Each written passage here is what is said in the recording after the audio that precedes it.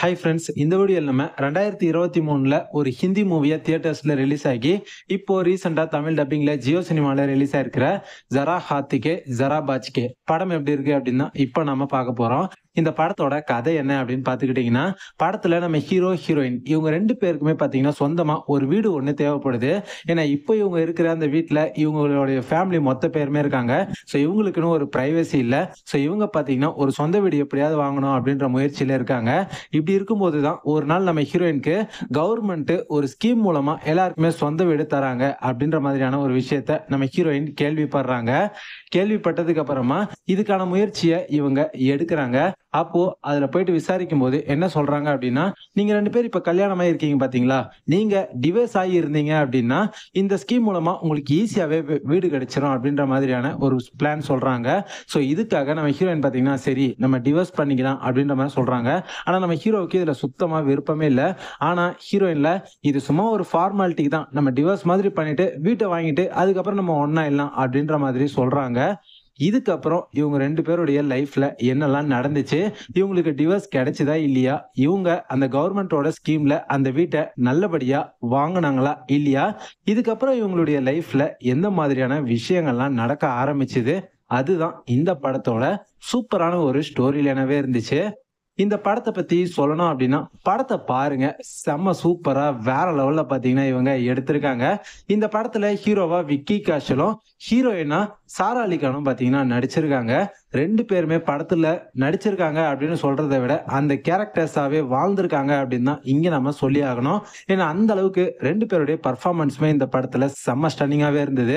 இவங்க ரெண்டு பேர் மட்டும் இல்லாம இவங்களுடைய ஃபேமிலியில இருக்கக்கூடிய அந்த ஃபேமிலி மெம்பர்ஸ் அண்ட் இவங்களுக்கு ஒரு லாயர் ஒருத்தர் ஹெல்ப் பண்ணுவாரு, அவரோட பர்ஃபார்மன்ஸ் ஆகட்டும், அண்ட் படத்துல வர அந்த செக்யூரிட்டி கார்டுடைய கேரக்டர் ஆகட்டும், இப்படி படத்துல வரக்கூடிய எல்லா கேரக்டர்ஸுமே அவங்களுக்கு கொடுத்த அந்த கேரக்டர்ல ரொம்ப நீட்டா ரொம்ப சூப்பராகவே பாத்தீங்கன்னா நடிச்சிருந்தாங்க.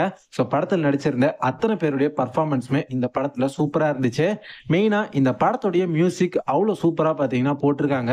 படத்துல வர எல்லா சாங்ஸுமே கேட்கறதுக்கு நல்லாவே இருந்துச்சு அப்படின்னே சொல்லலாம். ஓவரால் படத்துடைய மியூசிக் உண்மையிலேயே எக்ஸலண்டா பாத்தீங்கன்னா இருந்துச்சு. இந்த படத்துல காமெடி நிறைய இடங்கள்ல இருக்கு.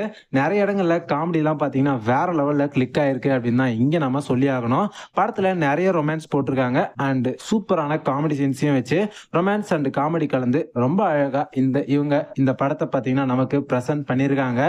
இந்த படத்துல நம்ம ஹீரோவும் ஹீரோயினும் டிவோர்ஸ் வாங்கறதுக்காக அதை அப்ளை பண்ணியிருக்காங்க பாத்தீங்களா, இந்த விஷயம் இவங்களுடைய ஃபேமிலி மெம்பர்ஸ்க்கு தெரிய வரும். அப்போ இவங்க உண்மையிலேயே சண்டை போட்டு பிரியிற மாதிரியான ஒரு ஆக்டிங்கை பாத்தீங்கன்னா, இவங்களுக்குள்ள சண்டை இருக்கிற மாதிரியான ஒரு ஆக்டிங்கை பாத்தீங்கன்னா ரெண்டு பேருமே நடிச்சு காட்டுவாங்க. அந்த சீன்லாம் பாத்தீங்கன்னா செம்ம சூப்பரா காமெடியா நல்லாவே இருக்கும். இதே மாதிரி படத்துல நம்ம ஹீரோவும் ஹீரோயினும் பண்ற ஒரு சில சேட்டைகள்லாம் ரொம்பவே ரசிக்கும்படியா செம்மையாவே இருந்துச்சு அப்படின்னே சொல்லலாம். அண்ட் இந்த படத்துடைய கடைசியில கிளைமேக்ஸ்ல பாத்தீங்கன்னா ஒரு விஷயம் சொல்லியிருப்பாங்க.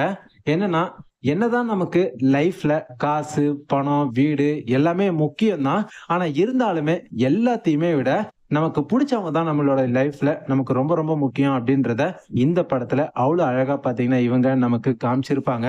அண்ட் படத்துடைய கிளைமேக்ஸ ரொம்ப எமோஷனலா பாத்தீங்கன்னா இவங்க வச்சிருந்தாங்க. அந்த படத்துடைய கிளைமேக்ஸ் சீன்லாம் அவ்வளவு சூப்பரா நமக்கு கண் கலங்க வச்சுது அப்படின்னு நம்ம கண்டிப்பாவே சொல்லலாம். ஸோ படத்துல நல்ல ஒரு எமோஷனலான விஷயத்தையும் இவங்க வச்சிருக்காங்க.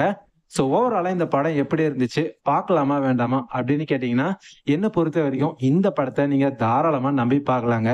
கண்டிப்பா படம் சூப்பரா இருக்கு. ஸ்டார்டிங்ல இருந்து எண்டிங் வரைக்கும் எங்கேயுமே உங்களுக்கு படம் வந்து போரே அடிக்காது.